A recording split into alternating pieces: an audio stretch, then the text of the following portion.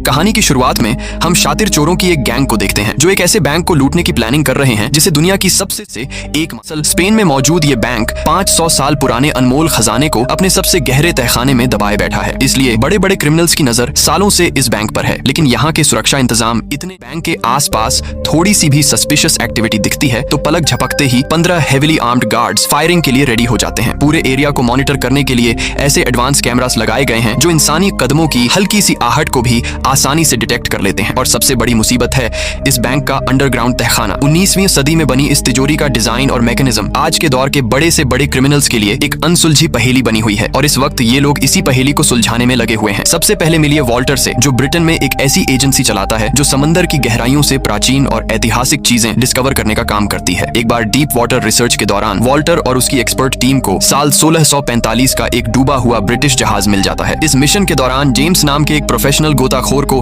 पानी के नीचे एक बहुत पुराना बॉक्स मिलता है जिसके भीतर सदियों पुराने सोने के 3 रेयर सिक्के रखे हुए हैं। इन तीनों सिक्कों के पीछे एक बहुत बड़ा मिस्ट्री छिपा हुआ है जिसे जानने के बाद किसी भी इंसान का लालच जाग जाए। लेकिन इससे पहले कि वॉल्टर और उसके साथी अपनी इस बड़ी सक्सेस का जश्न मना पाते, ठीक उसी समय स्पेनिश नेवी के जंगी जहाजों ने उनके पूरे शिप को चारों तरफ से घेर लिया। स्पेनिश नेवी ऑफिसर का क्लेम था कि वॉल्टर की टीम ने उनके समुद्री बॉर्डर का उल्लंघन करके यह खजाना निकाला है। इसके तुरंत बाद स्पेन की नेवी ने वॉल्टर की टीम की सारी कीमती प्रॉपर्टी अपने कब्जे में ले ली। उन अनमोल सिक्कों वाले बॉक्स को भी वहां की सरकार ने सीज कर लिया और सीधे उसी सुपर सेफ बैंक के अंडरग्राउंड तहखाने में लॉक कर दिया। वॉल्टर अपनी सालों की मेहनत की इस बर्बादी को बर्दाश्त नहीं कर पा रहा था। उसकी टीम ने अपनी जान दांव पर लगाकर समंदर से वह खजाना निकाला था जिसे नेवी ने बिना किसी मेहनत के छीन लिया और अब बदला लेने के लिए वो उस बैंक के भीतर घुसकर अपने तीनों सिक्के वापस चुराने का एक मास्टर प्लान तैयार कर रहा है। वॉल्टर ये मुश्किल काम अकेले नहीं कर सकता था, इसलिए उसने अपने ही देश के एक जीनियस स्टूडेंट थॉम को अपने साथ मिला लिया जो बहुत कम उम्र में एक्स्ट्रॉर्डिनरी माइंडसेट का मालिक है। थॉम अभी यूनिवर्सिटी में पढ़ाई ही पूरी कर रहा था, लेकिन उसकी काबिलियत देखकर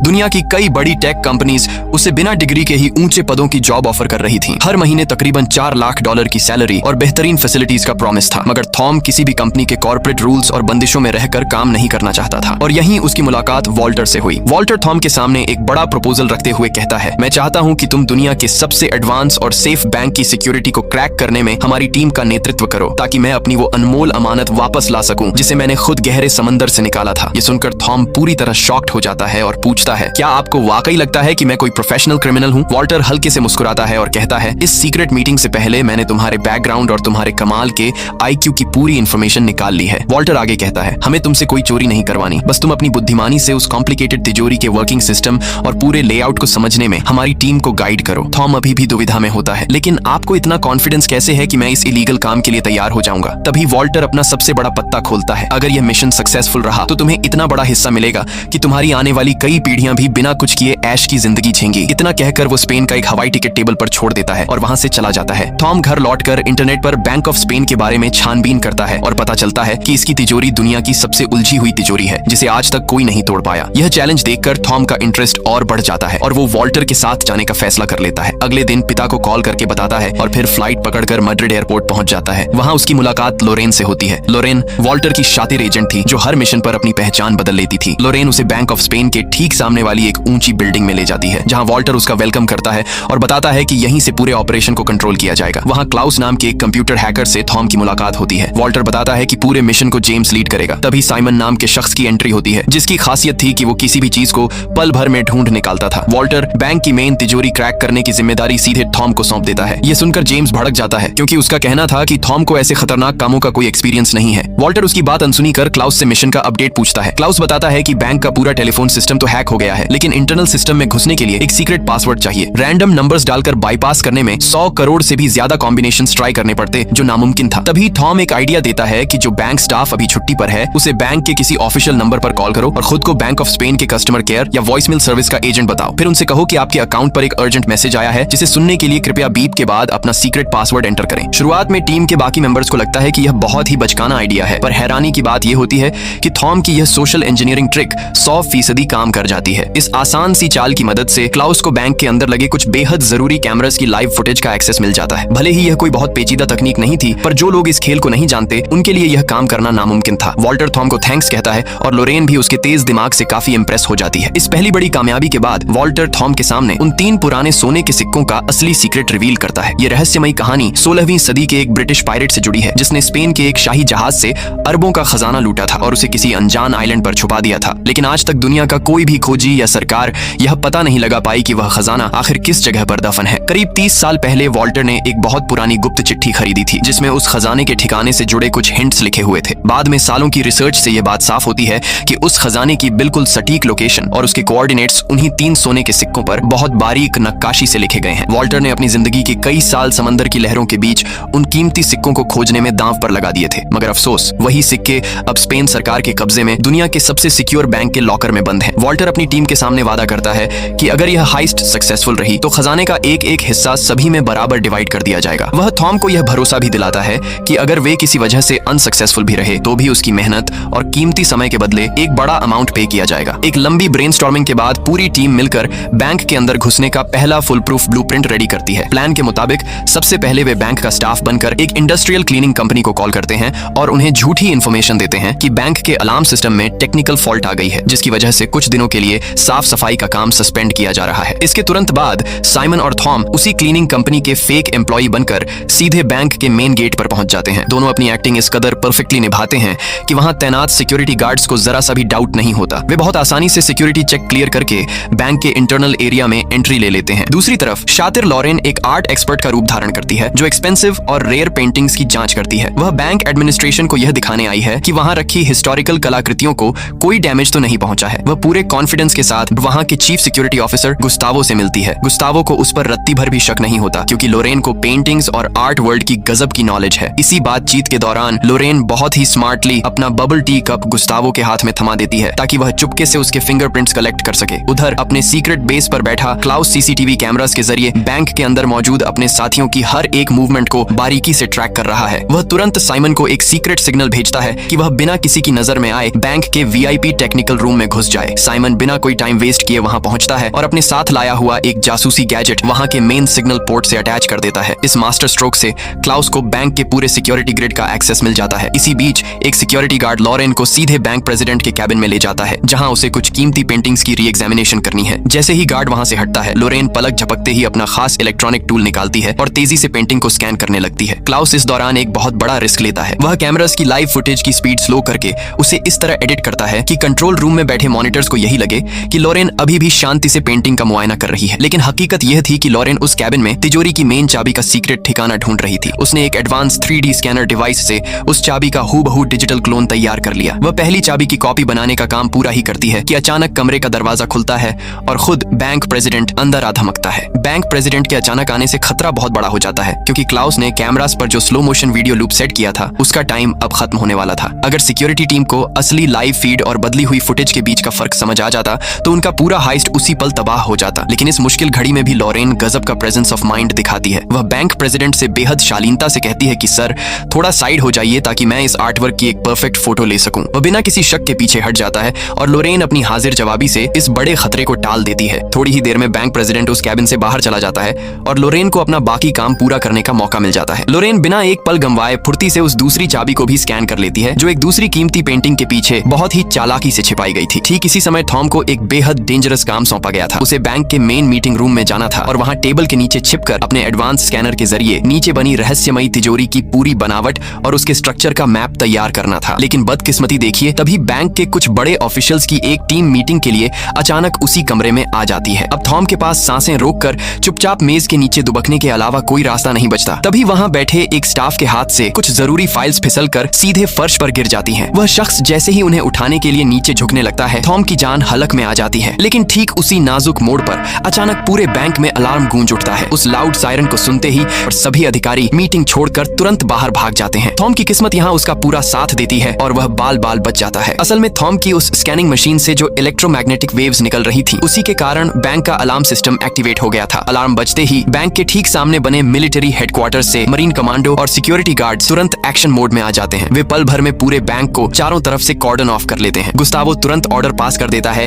कि जांच पूरी होने तक बैंक परिसर से कोई भी इंसान बाहर कदम नहीं रखेगा। उधर लोरेन ने दूसरी चाबी का डिजिटल क्लोन तो बना लिया था, पर पाबंदियों के कारण उसे वापस उसकी जगह पर रखने का मौका नहीं मिल पाता। तभी बैंक प्रेसिडेंट वहां आता है और लोरेन को सुरक्षा कारणों से तुरंत अपने साथ बाहर चलने को कहता है। इस अचानक आई आफत से पूरी टीम के होश उड़ जाते हैं। सब लोग अपने सीक्रेट बेस पर घबराए हुए थे कि इस सिचुएशन को कैसे हैंडल किया जाए। तभी थॉम खुद आगे बढ़कर सामने आता है। वह कहता है कि वह अपनी जान दांव पर लगाकर लोरेन के हाथ से छूटने वाली उस चाबी को हवा में ही लपक लेगा और उसे वापस तिजोरी के गुप्त स्थान पर फिट कर देगा। थॉम गजब की फुर्ती दिखाता है और उस चाबी को जमीन पर गिरने से पहले ही हवा में कैच कर लेता है, जिससे कोई आवाज नहीं होती। लेकिन जैसे ही थॉम उस चाबी को वापस उसकी जगह पर सेट करता है, तभी अचानक एक सिक्योरिटी गार्ड उस कमरे में आ जाता है। वह थॉम को वहां देखकर कड़क आवाज में पूछती है, तुम इस रिस्ट्रिक्टेड एरिया में क्या कर रहे हो? थॉम तुरंत एक मासूम सा चेहरा बनाता है और अपने कानों पर हाथ रखते हुए बोलता है, ओह सॉरी मैम, असल में मैंने अपने कानों में हेडफोन्स लगा रखे थे और तेज वॉल्यूम में म्यूजिक सुन रहा था, इसी वजह से मुझे अलार्म का सायरन सुनाई नहीं दिया। गार्ड उस पर चिल्लाते हुए कहता है, बहानेबाजी बंद करो और तुरंत यहाँ से बाहर निकलो। उधर कंट्रोल रूम में बैठे गुस्तावो ने बारीकी से नोटिस किया कि अलार्म का सिग्नल सीधे मेन तिजोरी वाले हिस्से से आया था। वह बिना देर किए हथियारों से लैस सैनिकों को नीचे तहखाने में भेजता है, लेकिन वहां काफी छानबीन के बाद भी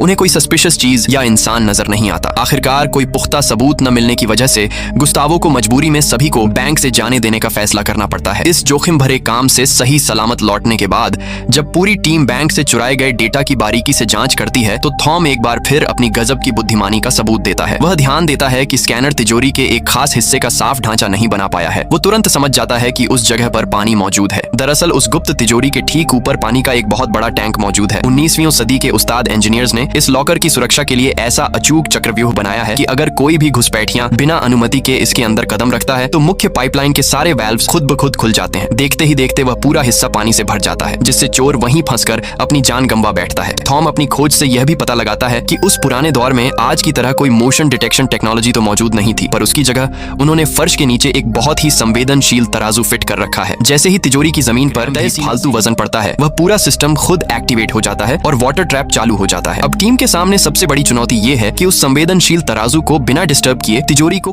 बैंक में अलार्म बजने की उस घटना के बाद जब सुरक्षा बलों को कोई सुराग नहीं मिलता, तो बैंक प्रेसिडेंट गुस्तावो को बहुत बुरी तरह डांटते हैं। उसी दौरान पूरे देश में फुटबॉल वर्ल्ड कप का जोश अपने चरम पर होता है और बैंक के ठीक बाहर बने चौक पर स्पेन की टीम का हौसला बढ़ाने के लिए हजारों फैंस की भारी भीड़ जमा होती है। बैंक प्रेसिडेंट के सलाहकार गुस्तावो का बचाव करते हुए कहते हैं कि शायद अलार्म बजने की वजह बाहर लगे बड़े बड़े पावर जनरेटर्स और मैच दिखाने वाली बड़ी स्क्रीन्स का इलेक्ट्रोमैग्नेटिक असर हो सकता है। इसी बीच जेम्स और साइमन अंडरग्राउंड सीवर के गुप्त रास्तों का इस्तेमाल करके उस बड़े तराजू के बेसमेंट तक पहुंचने में कामयाब हो जाते हैं। जैसा कि थॉम ने पहले ही अंदाजा लगाया था, वह मैकेनिकल सिस्टम सच में पुरानी इंजीनियरिंग की एक बेजोड़ मिसाल है। लेकिन अब उनके सामने एक और नई मुसीबत आकर खड़ी हो जाती है। उस गुप्त तिजोरी तक नीचे के रास्ते से सुरंग खोदने के लिए उन्हें कम से कम 15 दिनों का वक्त चाहिए। अगर वे मशीन्स का इस्तेमाल करके तेजी से ड्रिलिंग करते हैं, तो उसकी तेज आवाज से बैंक की सिक्योरिटी टीम तुरंत अलर्ट हो जाएगी। वे हर हाल में वर्ल्ड कप के इस खुशनुमा माहौल का फायदा उठाना चाहते हैं, जब बाहर मौजूद पूरी जनता और पुलिस मैच के रोमांच में डूबी हो। लेकिन दिक्कत यह है कि फाइनल मैच अब से सिर्फ 8 दिन बाद ही होने वाला है। यह सुनकर वॉल्टर पूरी तरह निराश हो जाता है और मिशन को यहीं बंद करने का मन बना लेता है। टीम के बाकी लोग भी उम्मीद खोने लगते हैं, लेकिन अक्सर बड़ी मुसीबतें ही सबसे शानदार रास्तों को जन्म देती हैं। एक शाम वॉल्टर बैंक के ठीक सामने वाली एक ऊंची इमारत की छत पर जाता है। वहां से नीचे का नजारा देखते हुए वह नोटिस करता है कि जब भी फुटबॉल मैच के दौरान स्पेन की टीम कोई गोल दागती है और नीचे खड़ी भीड़ खुशी के मारे चिल्लाती है, तो बैंक के मोशन डिटेक्शन कैमरास खुद ब खुद उस शोर की तरफ घूम जाते हैं। इसका साफ मतलब है कि वे नीचे के बजाय बैंक की छत के रास्ते ऊपर से अंदर घुस सकते हैं। लेकिन यह पूरा खतरनाक प्लान स्पेन की फुटबॉल टीम की जीत पर टिका है और किस्मत देखिए, स्पेन की टीम बेहतरीन खेल दिखाते हुए सेमीफाइनल जीतकर सीधे फाइनल में पहुंच जाती है। अब टीम के लिए बस तिजोरी तक पहुंचने के रास्ते को सेफ बनाना बाकी है। इसी बीच एक दिन कंट्रोल रूम में ड्यूटी संभालते हुए गुस्तावो के कानों में सफाई कर्मचारियों की बातचीत का कुछ हिस्सा पड़ता है। वे आपस में बात कर रहे हैं कि कुछ दिनों पहले बैंक की तरफ से सफाई का काम रोकने के लिए एक कॉल आया था, क्योंकि सिस्टम में कोई खराबी थी। ये बात सुनते ही गुस्तावो को झटका लगता है और उसे तुरंत याद आता है कि उस दिन 2 नए सफाई कर्मी बैंक के अंदर आए थे। वह बिना कोई वक्त गंवाए पुराने कैमरास के रिकॉर्ड्स खंगालना शुरू करता है, जहां उसे थॉम और साइमन की साफ तस्वीरें मिल जाती हैं। लेकिन चूंकि उन दोनों का कोई पुराना पुलिस रिकॉर्ड नहीं है, इसलिए बैंक का फेशियल रिकॉग्निशन सिस्टम उनकी पहचान बताने में फेल हो जाता है। अब गुस्तावो पहले से कहीं ज्यादा अलर्ट हो चुका है। वह बैंक के अंदर सिक्योरिटी गार्ड्स की संख्या दोगुनी कर देता है और परिसर के कोने कोने में नए खुफिया कैमरास लगवा देता है। उधर थॉम इस मिशन को सफल बनाने के लिए कई रातों से सोया नहीं है। वह पूरी लगन से उस बड़े तराजू की मुश्किल समस्या का हल निकालने में दिन रात लगा हुआ है। आखिरकार अपने बेहतरीन दिमाग की बदौलत थॉम एक बहुत ही अनोखा रास्ता ढूंढ निकालता है। वह टीम को सलाह देता है कि वे उस पुराने तराजू को फ्रीज करने के लिए लिक्विड नाइट्रोजन गैस का इस्तेमाल करेंगे, क्योंकि बहुत ज्यादा ठंडी नाइट्रोजन गैस किसी भी मजबूत मेटल को कुछ ही सेकंड्स में जमा कर पूरी तरह सुन्न कर देती है। थॉम के हिसाब से उस विशाल सिस्टम को पूरी तरह फ्रीज करने के लिए कम से कम 500 किलो नाइट्रोजन गैस की जरूरत है और इस जोखिम भरे काम का जिम्मा साइमन के कंधों पर होता है। टीम के सभी सदस्य थॉम के इस प्लान पर अपनी सहमति जताते हैं और मिशन का अंतिम काउंटडाउन शुरू हो जाता है। सबसे पहले वे गुस्तावो के चुराए गए फिंगरप्रिंट से उसका एक हूबहू नकली क्लोन तैयार करते हैं। इसके बाद तिजोरी के मुख्य दरवाजों को अनलॉक करने के लिए दोनों चाबियों की डुप्लीकेट कॉपीज भी बना ली जाती हैं। इसी बीच वॉल्टर चुपचाप 3 नकली नकली सोने के सिक्के भी तैयार करवा लेता है। ये नकली सिक्के आगे चलकर क्या खेल दिखाने वाले हैं, ये आपको कहानी के लास्ट में पता चलेगा। आखिरकार वह दिन आ ही जाता है जब स्पेन और नेदरलैंड्स की टीम्स के बीच फुटबॉल वर्ल्ड कप का फाइनल मुकाबला खेला जाना है। इसी मुकाबले की आड़ में देश के इतिहास की सबसे सनसनीखेज डकैती को अंजाम दिया जाने वाला है। बाहर मुख्य चौक पर लाखों की बेकाबू भीड़ बड़ी बड़ी स्क्रीन के सामने अपनी टीम का हौसला बढ़ाने के लिए जमा हो चुकी है। टीम का हर एक मेंबर अपनी अपनी पोजीशन पर पूरी तरह मुस्तैद है। थॉम, लोरेन और जेम्स बैंक के ठीक सामने वाली इमारत की छत से रस्सियों के सहारे हवा में झूलते हुए बैंक की छत पर उतरते हैं और एक स्पेशल कटर से कांच काटकर खामोशी से रस्सियों के जरिए नीचे मुख्य लॉबी में उतर जाते हैं। सिक्योरिटी गार्ड्स की हर एक मूवमेंट पर क्लाउस अपने ठिकाने से पैनी नजर रखे हुए हैं और सही समय पर उन्हें आगे बढ़ने के सीक्रेट सिग्नल्स भेज रहा है। उसकी सटीक गाइडेंस की वजह से वे तीनों बिना किसी की नजर में आए सिक्योरिटी को चकमा देते हुए आगे बढ़ते चले जाते हैं। इसके बाद वे वेंटिलेशन डक्ट के संकरे रास्तों से होते हुए मुख्य तिजोरी की तरफ बढ़ते हैं। इस फाइनल मैच के रोमांच के बीच भी गुस्तावो की नजरें टस से मस नहीं हो रही हैं। उसे पूरा अंदेशा है कि शातिर चोर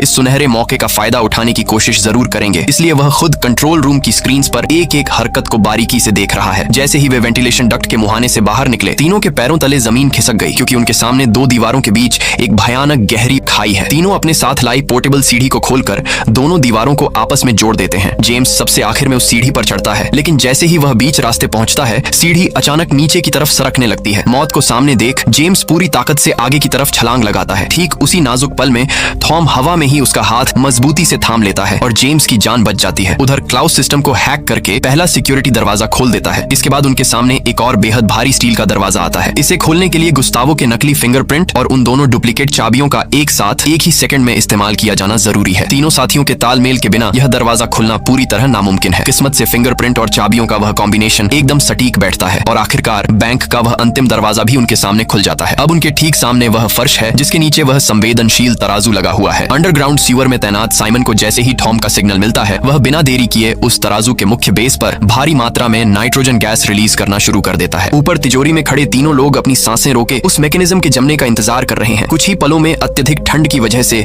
वह तराजू पूरी तरह फ्रीज होकर एक जगह स्थिर हो जाता है। थॉम सबसे पहले हिम्मत दिखाकर उस फर्श पर कदम रखता है। जब सब कुछ सुरक्षित लगता है तो बाकी दोनों भी अंदर दाखिल हो जाते हैं और उन 3 सोने के सिक्कों वाले पुराने डिब्बे को तलाशने लगते हैं। इसी दौरान गुस्तावो स्क्रीन पर देखता है कि मुख्य लॉबी के कुछ अहम सेंसर्स अचानक ऑफ हो गए हैं। वह तुरंत सिक्योरिटी टीम को वहां भेजता है, जिन्हें छत पर हुआ वह सुराख मिल जाता है। गुस्तावो पल भर में के भीतर घुस चुके हैं और वह तुरंत सेना को बुलाकर पूरे बैंक की नाकेबंदी का आदेश दे देता है। इसी बीच तिजोरी के भीतर एक और मुसीबत आ जाती है। नीचे बेसमेंट में छोड़ी गई नाइट्रोजन गैस का असर अब धीरे धीरे तराजू दोबारा एक्टिवेट होने की कगार पर है। तभी अचानक लोरेन की नजर उस अलमारी पर पड़ती है और उसे वह पुराना डिब्बा मिल जाता है। लेकिन जैसे ही लोरेन उस डिब्बे को अपने हाथ में लेती है, जेम्स अचानक अपनी जेब से गन निकालता है और उन दोनों के सीने पर तान देता है। वह ठंडे लहजे में लोरेन से वह डिब्बा उसके हवाले करने को कहता है। असल में जेम्स ब्रिटिश सरकार का एक सीक्रेट एजेंट है जो उस ऐतिहासिक खजाने को वापस अपने देश ले जाने के मिशन पर है। इसी खींचतान में वह तराजू पूरी तरह एक्टिव हो जाता है। खतरे को भांपते हुए लोरेन वह डिब्बा तुरंत जेम्स की तरफ उछाल देती है और थॉम का हाथ पकड़कर बाहर की ओर भागने की कोशिश करती है, लेकिन तब तक बहुत देर हो चुकी होती है। तिजोरी का भारी स्टील का दरवाजा पूरी रफ्तार से बंद हो जाता है और वे तीनों उस काल कोठरी में कैद हो जाते हैं। दीवारों में लगे मुख्य पाइप से पानी का भयानक बहाव शुरू हो जाता है और वह तिजोरी तेजी से एक स्विमिंग पूल में बदलने लगती है। बाहर सेना के जवान भी बैंक के गलियारों में दाखिल हो चुके हैं। तिजोरी के भीतर पानी का स्तर इतनी तेजी से बढ़ रहा है कि कुछ ही मिनटों में वहां सांस लेना भी मुश्किल होने वाला है। जेम्स एक प्रोफेशनल गोताखोर है और उसे इस स्थिति का पहले से अंदाजा था, इसलिए वह अपने साथ कुछ खास डाइविंग इक्विपमेंट लेकर आया है। वह पूरी तरह शांत रहते हुए पानी की गहराई में उतरता है और नीचे बने ड्रेनेज पाइप के रास्ते बाहर निकलने की तरफ बढ़ जाता है। लेकिन लोरेन और थॉम के पास ऐसा कोई साधन नहीं है और पानी उनके गले तक आ चुका है। जीवन और मृत्यु के उस आखिरी मोड़ पर थॉम का जीनियस दिमाग एक अंतिम पासा फेंकता है। वह वायरलेस पर चिल्लाते हुए सीवर में मौजूद साइमन से कहता है कि उस तराजू के प्लेटफॉर्म पर जितना हो सके उतना वजन बढ़ा दो। साइमन बिना एक सेकंड गंवाए नाइट्रोजन गैस के उन भारी भरकम खाली सिलेंडर्स को उठाता है और उस तराजू के बेस पर लादना शुरू कर देता है। वजन को मैक्सिमम लिमिट तक पहुंचाने के लिए वह खुद भी उन सिलेंडर आने पर बैठे बाकी साथी भी हाथ जोड़कर अपने दोस्तों की जान की दुआ मांग रहे हैं और तभी एक अविश्वसनीय चमत्कार होता है। अत्यधिक वजन पड़ने के कारण तराजू का मैकेनिज्म पूरी तरह लॉक हो जाता है और पानी का वह भयानक बहाव धीरे धीरे थम जाता है। आखिरी कुछ पलों में थॉम और लोरेन की जान बाल बाल बच जाती है। जैसे ही बाहर सिस्टम नॉर्मल होता है, सेना के जवान और गुस्तावो भारी हथियारों के साथ तिजोरी का दरवाजा खोलकर भीतर दाखिल होते हैं। लेकिन वहां कदम रखते ही उन सब के होश उड़ जाते हैं। वहां कोई इंसान या खजाना नहीं होता, सिर्फ एक बिल्कुल खाली तिजोरी होती है। गुस्तावो अपनी पूरी जिंदगी की सर्विस में पहली बार इतना बेबस महसूस कर रहा है, क्योंकि वह यह समझ ही नहीं पा रहा कि वे शातिर चोर हवा में गायब कैसे हो गए। कुछ देर छानबीन के बाद गुस्तावो को आखिरकार यह सुराग मिल जाता है कि वे शातिर चोर पानी की मुख्य पाइपलाइन और छत के वेंटिलेशन डक्ट के रास्ते वहां से भाग निकले हैं। गुस्तावो को पूरा यकीन है कि चोर अभी भी बैंक की सीमा के आसपास ही होंगे, इसीलिए वह अपनी पूरी फोर्स को उन्हें छप्पे छप्पे पर तलाशने का हुक्म दे देता है। दूसरी तरफ थॉम और लोरेन एक बार फिर उसी संकरे वेंटिलेशन के रास्ते रेंगते हुए तेजी से आगे बढ़ रहे हैं। लेकिन अब संकट यह है कि क्लाउस कैमरास के जरिए उनकी कोई मदद नहीं कर पा रहा है, क्योंकि सैनिकों ने बैंक के सभी निकास द्वारों को पूरी तरह ब्लॉक कर दिया है। तभी इस मुश्किल घड़ी में लोरेन को अचानक तीसरी मंजिल पर मौजूद भागने का एक गुप्त रास्ता याद आता है। वह बिना वक्त गंवाए थॉम को अपने पीछे आने का इशारा करती है। गार्ड्स अब उनके बिल्कुल करीब पहुंच चुके हैं। दोनों फुर्ती दिखाते हैं और तेजी से भागकर बैंक प्रेसिडेंट के मुख्य कैबिन में घुस जाते हैं। गुस्तावो को कंट्रोल रूम से यह देखकर लगता है कि अब वे दोनों पूरी तरह फंस चुके हैं और भागने का कोई रास्ता नहीं बचा। लेकिन जैसे ही सिक्योरिटी कर्मियों का दस्ता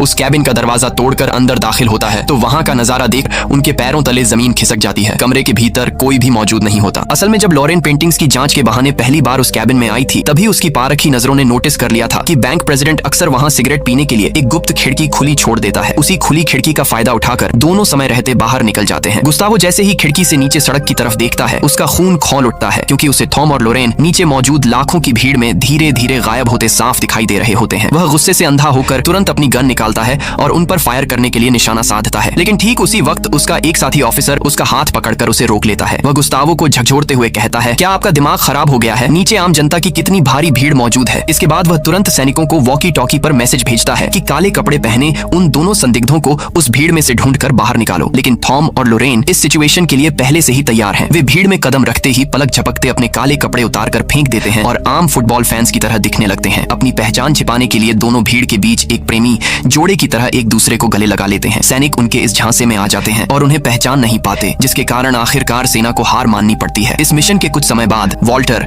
इंग्लैंड की धरती पर मार्गरेट नाम की एक हाई प्रोफाइल महिला से मिलने पहुंचता है। मार्गरेट और जेम्स दोनों असल में ब्रिटिश खुफिया एजेंसी के बेहद शातिर सीक्रेट एजेंट्स हैं। वॉल्टर वहां उन 3 सोने के सिक्कों से मिलने वाले खजाने के हिस्से पर बात करने के इरादे से आया है, लेकिन मार्गरेट कड़े शब्दों में उसे कोई भी हिस्सा देने से साफ इनकार कर देती है। जेम्स उन तीनों सिक्कों को सुरक्षित अपने देश ले आया है और उसने वहां के एक बड़े प्रोफेसर को उन सिक्कों पर उकेरे गए खजाने के गुप्त कोऑर्डिनेट्स का पता लगाने के काम पर लगा दिया है। लेकिन जेम्स और उसकी एजेंसी इस बात से पूरी तरह अनजान है कि वॉल्टर को जेम्स की वफादारी पर बहुत पहले से ही शक हो गया था। इसीलिए वॉल्टर ने बैंक के भीतर ही लोरेन की मदद से उन असली सोने के सिक्कों को बहुत चालाकी से बदलकर उनकी जगह हूबहू दिखने वाले नकली सिक्के रखवा दिए थे। उन नकली सिक्कों पर जो दिशा निर्देश खुदे हैं वे पूरी तरह गलत और फर्जी हैं। जब जेम्स और मार्गरेट को इस धोखे का एहसास होता है तो उनके गुस्से का ठिकाना नहीं रहता। दूसरी तरफ फ्रांस के पश्चिमी हिस्से में स्थित एक खूबसूरत आइलैंड पर वॉल्टर की पूरी टीम इस कामयाबी का जश्न मना रही है। इस बीच थॉम ने अपनी असाधारण प्रतिभा से हवाई जहाज उड़ाने का ऑफिशियल पायलट लाइसेंस भी हासिल कर लिया है। तभी शातिर लोरेन अपनी जेब से वे असली सोने के 3 सिक्के निकालती है और थॉम उन पर अंकित सही दिशा निर्देशों को कंप्यूटर सिस्टम में दर्ज करके खजाने की असली लोकेशन ट्रैक करता है। जैसे ही खजाने का असली ठिकाना स्क्रीन पर सामने आता है, वे सब के सब हैरान रह जाते हैं, क्योंकि वह अरबों का खजाना खुद इंग्लैंड के एक सबसे बड़े सेंट्रल बैंक के भीतर दफन है। वह बैंक भी टेक्नोलॉजी के मामले में बेहद आधुनिक और दुनिया के सबसे उन्नत सिक्योरिटी सिस्टम से लैस माना जाता है। अब इन चारों साथियों के सामने एक और बहुत बड़ी चुनौती आ खड़ी हुई है। आगे की रोमांचक कहानी में हम देखेंगे कि इंग्लैंड के इस सबसे सुरक्षित बैंक को अपना अगला निशाना बनाते समय थॉम कौन सी नई और अद्भुत योजना तैयार करता है।